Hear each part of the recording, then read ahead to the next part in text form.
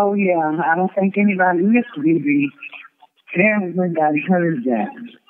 Although they were really into the blues and not everybody heard it.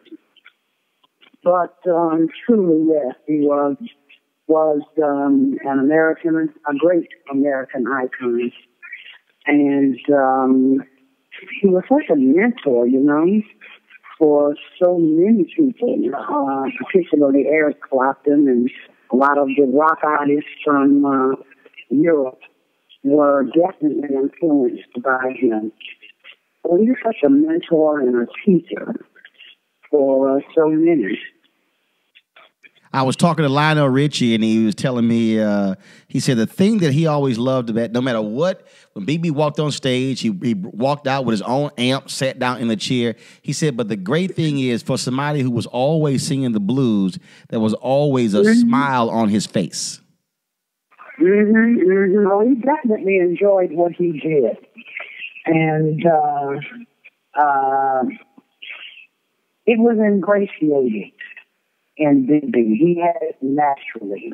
And I guess, you know, coming from the Delta and that area at the time that he was coming up in the South, of course, my family came from the Delta, too.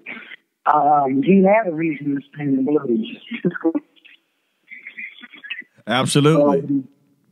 Yeah, so it was definitely ingratiated, and it was a natural thing for him. And of course, he was a natural resource that Americans had.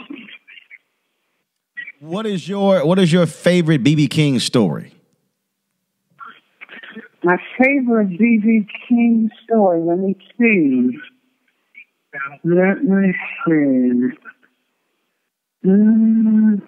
I'd say I didn't cross a lot, Roland. That's something I found out for a couple of days ago that I didn't even know. My dad married him in his first wife. Wow. Yeah, you know, our family came through Memphis out of Clarksdale, Mississippi, and Cleveland, Mississippi, Sunflower County, where my dad was born. And we lived in Memphis, and he pastored in Memphis for many years. And he married B.B. King and his first wife, too. Now, that's a connection I don't think a lot of folks knew. Didn't. I didn't even know it until lately. Wow.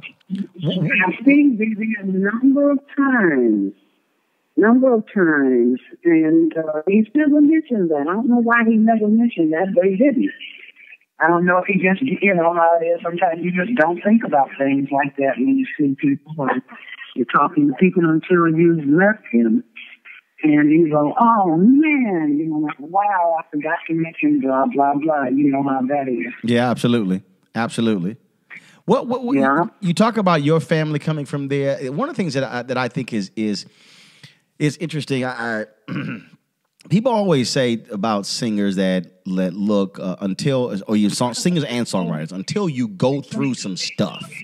Wait a minute, what was that now? A lot of folks say to singers and songwriters, until you go through some stuff, your music is not going to reach down in the depths of people's soul. But what's amazing about blues singers, that's how they started. I mean, that was the foundation of what their music was. They didn't have to do it later in life. It began that way. That's right, especially at the time, as I said, that he was coming up. You know how things were in the South at that time.